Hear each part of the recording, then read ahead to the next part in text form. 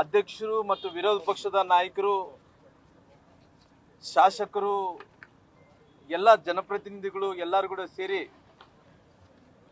ಇವತ್ತೇನು ಕೊಪ್ಪಳದಲ್ಲಿ ನಡೆದಂತ ಗವಿಸಿದ್ದಪ್ಪರ ಹತ್ಯೆ ವಿಚಾರದಲ್ಲಿ ಮಾನ್ಯ ರಾಜ್ಯಪಾಲರನ್ನು ಕಂಡು ನಮ್ಮೆಲ್ಲರೂ ಒತ್ತಾಯ, ಇವತ್ತು ಜೆಡಿಎಸ್ ಪಕ್ಷ ಮತ್ತು ಬಿಜೆಪಿ ಪಾರ್ಟಿಯಿಂದ ಎಲ್ಲರೂ ಕೂಡ ಒಂದೇ ಒಂದು ಒತ್ತಾಯ ಒಕ್ಕೂರದಿಂದ ಇದು NIAಗೆ ಕೊಡಬೇಕು ಅನ್ನೋಂಥ ಒತ್ತಾಯವನ್ನು ರಾಜ್ಯಪಾಲರಿಗೆ ಮಾಡುವಂಥ ಕೆಲಸ ಮಾಡಿದ್ದೀವಿ. ಹಂಗಾಗಿ ನಾವೆಲ್ಲರೂ ಕೂಡ ಇವತ್ತು ಹಿಂದೂ ಪರ ಕಾರ್ಯಕರ್ತರಿಗೂ ಕೊಲೆ ನಾವೆಲ್ಲರೂ ಕೂಡ ಕರಾವಳಿ ಪ್ರದೇಶದಲ್ಲಿ ನಾವೆಲ್ಲರೂ ಕೂಡ ನೋಡ್ತಾ ಇದ್ವಿ. ಇವತ್ತು ನಮ್ಮೆಲ್ಲರೂ ಕೂಡ ಆಶ್ಚರ್ಯ ಏನಂದ್ರೆ, ನಮ್ಮ ಏನು ಕರಾವಳಿ ಪ್ರದೇಶದಲ್ಲಿ ಆಗ್ತಾ ಇರುವಂತಹ ಹಿಂದೂ ಪರ ಕಾರ್ಯಕರ್ತರ ಹತ್ಯೆ ಇವತ್ತು ನಮ್ಮ ಭಾಗದಲ್ಲಿ ಕೂಡ ಇವತ್ತು ಈ ರೀತಿ ಒಂದು ಆವರಿಸಂತ ಕೆಲಸ ಇವತ್ತು ನಮ್ಮ ಭಾಗದಲ್ಲಿ ಆಗ್ತಾ ಇದೆ. ಇವತ್ತು ಬೀದರ್ ಆಗಿರ್ಬೋದು, ಕಲಬುರಗಿ ಆಗಿರ್ಬೋದು, ರಾಯಚೂರು ಆಗಿರ್ಬೋದು, ಬಳ್ಳಾರಿ ಆಗಿರ್ಬೋದು, ಕೊಪ್ಪಳ ಆಗಿರ್ಬೋದು, ನಾವೆಲ್ಲರೂ ಕೂಡ ಜಾತ್ಯತೀತವಾಗಿ ಎಲ್ಲರನ್ನ ಪ್ರೀತಿ ಮಾಡೋಂಥ ಜನರು. ಇವತ್ತು ನಾವೆಲ್ಲರೂ ಕೂಡ ಜಾತ್ಯತೀತವಾಗಿ ಪ್ರೀತಿ ಮಾಡೋಂಥ ಜನರು ಇವತ್ತು ಸರ್ಕಾರ ಬಂದ ನಂತರ ಯಾವೊಬ್ಬ ಹಿಂದೂ ಕಾರ್ಯಕರ್ತರು ಕೂಡ ಗ್ಯಾರಂಟಿ ಇಲ್ಲಾರ್ದಂಥ ಪರಿಸ್ಥಿತಿ ನಾವೆಲ್ಲರೂ ಕೂಡ ಬಂದು ತಲುಪಿದ್ದೇವೆ. ಯಾಕಂದ್ರೆ ಸರ್ಕಾರ ಅನ್ನೋಂಥದ್ದು ಗ್ಯಾರಂಟಿಗಳ ಜೊತೆ ಹೋಗ್ತಾ ಇದೆ, ಇವತ್ತು ಗ್ಯಾರಂಟಿಗಳ ಜೊತೆ ಇವತ್ತು ಓಡಾಡ್ತಾ ಇದೆ, ಗ್ಯಾರಂಟಿಗಳ ಹಿಂದೆ ಓಡ್ತಾ ಇದ್ದಾರ.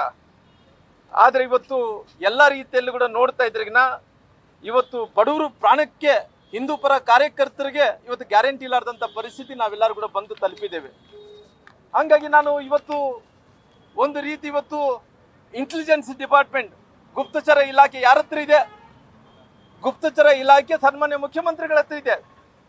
ನಾನು ಇವತ್ತು ಗವಿಸಿದ್ದಪ್ಪರ ಹತ್ಯೆ ಏನಾಗಿದೆ, ನಮ್ಮ ಕುಟುಂಬಸ್ಥರು ಎಲ್ಲರೂ ಕೂಡ ಸೇರಿಕೊಂಡು, ನಮ್ಮ ರಾಜ್ಯಾಧ್ಯಕ್ಷರು ವಿಜೇಂದ್ರನವರು ಸೇರಿಕೊಂಡು, ನಮ್ಮ ಹೇಮಲತಾ ನಾಯ್ಕರು, ಅದೇ ರೀತಿ ನಮ್ಮ ಅಧ್ಯಕ್ಷರು, ನಮ್ಮ ತಡೆಸೂರು ಬಸವರಾಜ್ ಅವರು, ನಾಗರಾಜ್ ಅವರು, ನಮ್ಮೆಲ್ಲ ಶಾಸಕರು, ನಮ್ಮ ಶರಣು ತಲೆಕೇರವರು ಸೇರಿಕೊಂಡು, ಶಿವನಗೌಡರು, ರಾಜುಗೌಡರು ಎಲ್ಲರೂ ಕೂಡ ಸೇರಿಕೊಂಡು ಇವತ್ತು ಬಂದಿರೋದು ಇಷ್ಟೇ.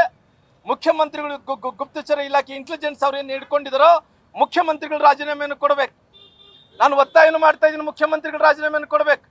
ಏನು ಮುಖ್ಯಮಂತ್ರಿಗಳು ಗುಪ್ತಚರಿಯನ್ನು ನಿದ್ದೆ ಮಾಡ್ತಾ ಇದೆ ಇವತ್ತೇನ ಅವ್ರಿಗೆ ಗೊತ್ತಿಲ್ಲ. ಅವನು ಏನು ಇವತ್ತು ಸಾದಿಕ್ ಅನ್ನೋಂತನು ಅಲ್ಲಿ ಬಚ್ಚಿಡ್ಕೊಂಡು ಟ್ರೋಲ್ ಮಾಡ್ತಾನ, ಇವತ್ತು ಹೆಂಗ್ ಬೇಕಾದ್ರೆ ಹಂಗೆ ಮಾತಾಡ್ತಾನ, ಡ್ರಗ್ಸ್ ತಗೊಂತಾನ. ಗುಪ್ತಚರ ಇಲಾಖೆ ಇವತ್ತು ಅವ್ನು ಸಾಯ್ತಾನ, ಮರ್ಡರ್ ಮಾಡ್ತಾನ ಗೊತ್ತಿದ್ರೆ ಕೂಡ ಇವತ್ತು ಕಣ್ಣು ಮುಚ್ಕೊಂಡು ಕುಂತಿದಂದ್ರೆ ಆದ್ರೆ ಯಾರು ಹೊಣೆಗಾರರು? ಸನ್ಮಾನ್ಯ ಈ ರಾಜ್ಯದ ಮುಖ್ಯಮಂತ್ರಿಗಳಿಗೆ ಹೊಣೆಗಾರರು. ಅವರು ಹೊಣೆಗಾರಿ ಆಗಿರೋ ಕಣ ಅವ್ರು ರಾಜೀನಾಮೆಯನ್ನು ಕೊಡಬೇಕನ್ನೋ ಒತ್ತಾಯ ಮಾಡ್ತೀನಿ ನಾನು.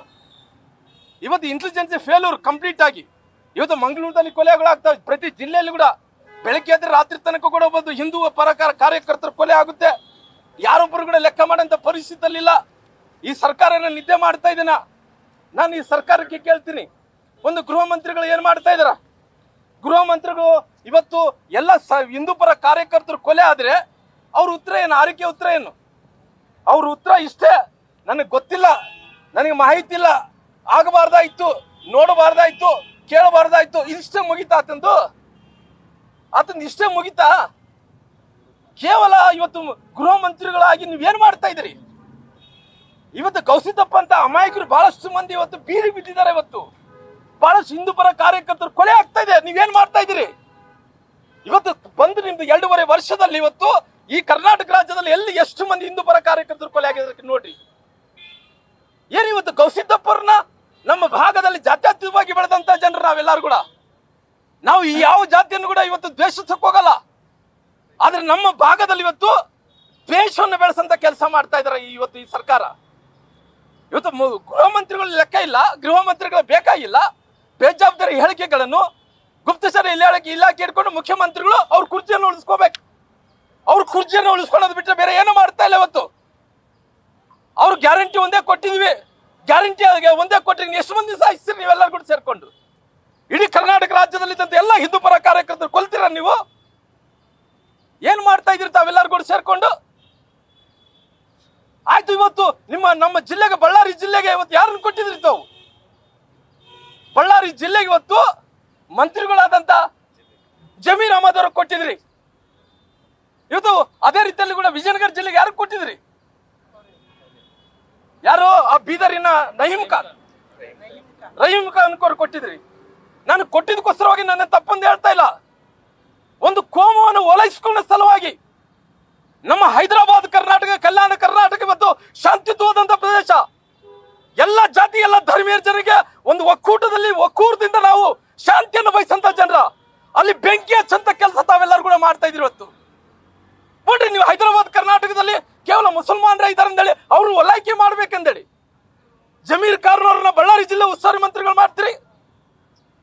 ಇವತ್ತು ರಹೀಂ ಖಾನ್ ಅವ್ರನ್ನ ಒಂದ್ ರೀತಿ ವಿಜಯನಗರ ಜಿಲ್ಲೆಯಲ್ಲಿ, ಅದೇ ಬಳ್ಳಾರಿ ಜಿಲ್ಲೆಯಲ್ಲಿ ಇವ್ರನ್ನ ಜಮೀರ್ ಅಹಮದ್ ಅವ್ರನ್ನ ಉಸ್ತುವಾರಿ ಮಂತ್ರಿಯಾಗಿ ಮಾಡ್ತೀರಿ. ಇವತ್ತು ನಮ್ಮ ಭಾಗದಲ್ಲಿ ಮಠಾಧೀಶರು ನೋಡ್ರಿ, ನಮ್ಮ ಭಾಗದಲ್ಲಿ ರಾಜಕಾರಣಿಗಳನ್ನ ನೋಡ್ರಿ, ಎಲ್ಲ ಜಾತಿಯರನ್ನ ಪ್ರೀತಿ ಮಾಡ್ತೀವಿ.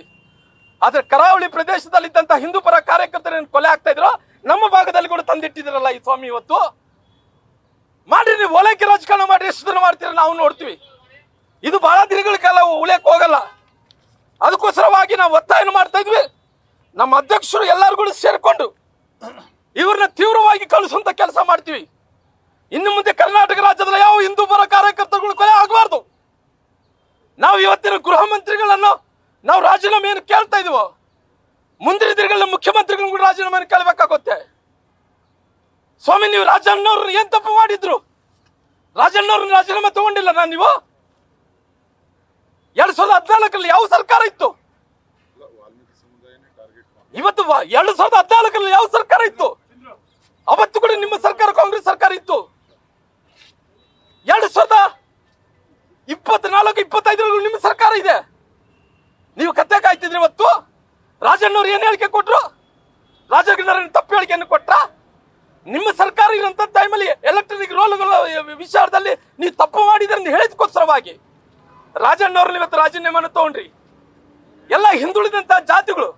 ಅದೇ ನಾನು ಸಿದ್ದರಾಮಯ್ಯ ಕೇಳ್ತೀನಿ, ಸ್ವಾಮಿ ನೀನು ಇವತ್ತು ರಾಜಣ್ಣವ್ರ ರಾಜೀನಾಮೆ ತಗೊಂಡಿದ್ದೆವು, ಅದೇ ರೀತಿಯಲ್ಲಿ ಕೂಡ ನಿಮ್ಮ ಜಮೀರ್ ಖಾನ್ ಇದ್ದಿದ್ರೆ ತಗೊಂತಿದ್ರ? ರಾಜಣ್ಣವ್ರು ಕೇವಲ ವಾಲ್ಮೀಕಿ ಸಮುದಾಯದವನು, ಒಳ್ಳೆ ರಾಜಕಾರಣಿ, ಸಹಕಾರಿ ಸಂಘದಲ್ಲಿ ಒಂದು ದೊಡ್ಡ ಕ್ರಾಂತಿಯನ್ನು ಮಾಡಿದಂತ ವ್ಯಕ್ತಿ. ಆ ವ್ಯಕ್ತಿನ ಇವತ್ತು ರಾಜೀನಾಮೆ ತಗೊಂಡ್ರಿ.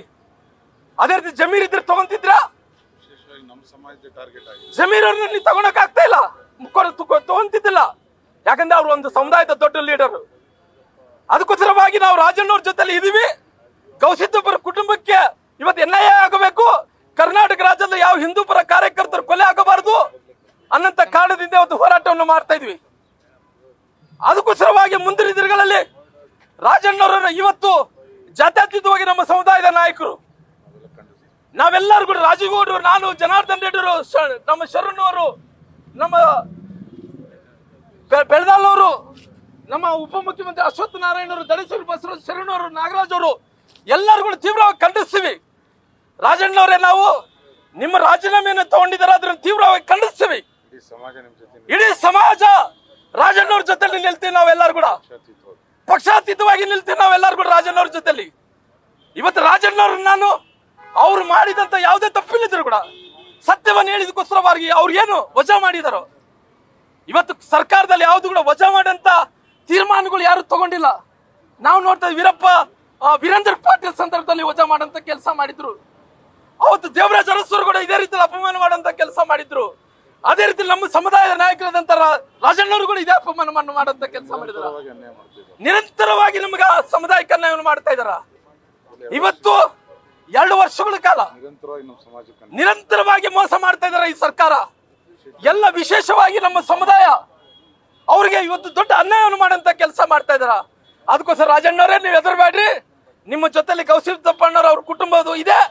ನಮ್ಮೆಲ್ಲ ಪಕ್ಷಾತೀತವಾಗಿ ಎಲ್ಲ ಶಾಸಕರು, ಮಾಜಿ ಶಾಸಕರು ಎಲ್ಲರೂ ಕೂಡ ಇದೀವಿ. ಇಡೀ ಸಮುದಾಯ ನಿಮ್ ಜೊತೆಲಿ ಇರ್ತೀವಿ. ದಯವಿಟ್ಟು ಭಾರತೀಯ ಜನತಾ ಪಾರ್ಟಿಗೆ ಬರ್ರಿ.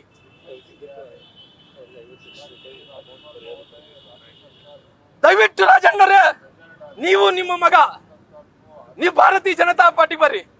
ನಾನು, ಶಿವನಗೌಡರು, ನಮ್ಮ ರಾಜೇಗೌಡರು, ನಮ್ಮೆಲ್ಲ ನಾಯಕರು, ನಮಗೇನು ಗೌರವ ಸಿಗ್ತಾ ಇತ್ತನೋ ಸ್ವಾಗತ ಮಾಡ್ತೀವಿ. ನಮ್ಮ ಹೇಮಲತಾ ನಾಯಕರು ಎಲ್ಲರೂ ಕೂಡ ಸೇರಿ ನಮಗಿನ್ನ ಜಾಸ್ತಿ ಗೌರವ ಕೊಡಂತ ಕೆಲಸ ಮಾಡ್ತೀವಿ. ನಿಮಗೆ ಸ್ವಾಗತವನ್ನು ಕೂಡ ಮಾಡಂತ ಕೆಲಸ ಮಾಡ್ತೀವಿ.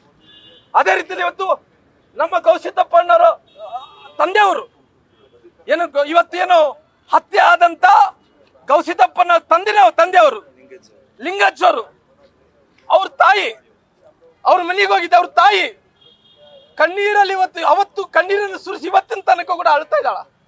ನನ್ನ ದುಡಿಯೋ ಮಗ ಕಳ್ಕೊಂಡಿರಿ ನಾನು. ನನ್ನ ತಂಗಿದಳ ಮದುವೆ ಮಾಡಕ್ ಆಗ್ತಾ ಇಲ್ಲ, ನಮ್ಮ ಸಂಸಾರವನ್ನು ಸಾಕ್ಸೋಕ್ ಆಗ್ತಾ ಇಲ್ಲ. ಈ ತಾಯಿ ಕಣ್ಣೀರು ಯಾವತ್ತೊಂದು ದಿವಸ ಒಂದು ದೊಡ್ಡ ಶಾಪ ಆಗುತ್ತೆ. ಇವತ್ತು ಕಾಂಗ್ರೆಸ್ ಪಕ್ಷ ನಿರ್ಲಕ್ಷ್ಯದಿಂದಲೇ ಇವತ್ತು ಅವ್ರ ಮಗ ಏನು ಹತ್ಯೆ ಆಗಿದನೋ ಖಂಡಿತವಾಗಿ ಈ ತಾಯಿ ಶಾಪ ಬಹಳಷ್ಟು ದೊಡ್ಡ ಪರಿಣಾಮ ಆಗುತ್ತೆ. ಅದೇ ರೀತಿಯಲ್ಲಿ ಅವ್ರ ಅಕ್ಕನವರು ಅವರು ಕೂಡ ಬಹಳಷ್ಟು ನೋವನ್ನು ಕೂಡ ಪಟ್ಟಿದಾರ. ಅವರು ಮೊಮ್ಮಗ ಇವತ್ತೆಲ್ಲರಿಗೂ ಒಕ್ಕೂರದಿಂದ ಆ ಕುಟುಂಬದ ಜೊತೆಲಿ ನಾವು ಇರ್ತೀವಿ. ಅವ್ರ ಆತ್ಮಕ್ಕೆ ಶಾಂತಿ ಸಿಗಬೇಕು.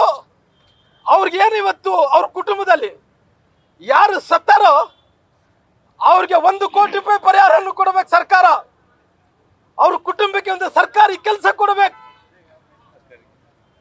ಅವ್ರಿಗೆ ಎಲ್ಲಾ ಸವಲತ್ತುಗಳನ್ನು ಕೊಡುವಂತ ಕೆಲಸ ಸರ್ಕಾರ ಆಗ್ಬೇಕು ಅನ್ನೋ ಒತ್ತಾಯವನ್ನು ಕೂಡ ನಾನು ಮಾಡ್ತೀನಿ. ಹಂಗಾಗಿ ನಮ್ಮೆಲ್ಲ ನಾಯಕರು ಜನಾರ್ದನ್ ರೆಡ್ಡಿ ಅವರು